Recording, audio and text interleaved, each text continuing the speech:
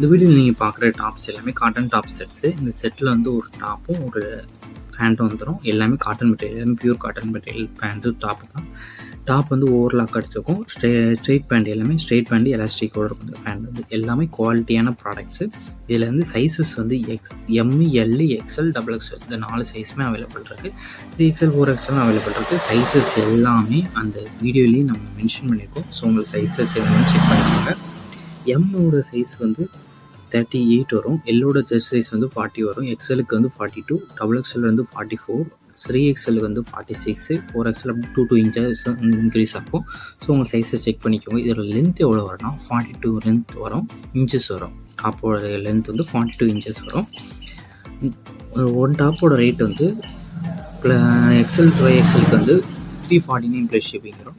மித்த டாப்புக்கெலாம் 330 plus shipping வரும்.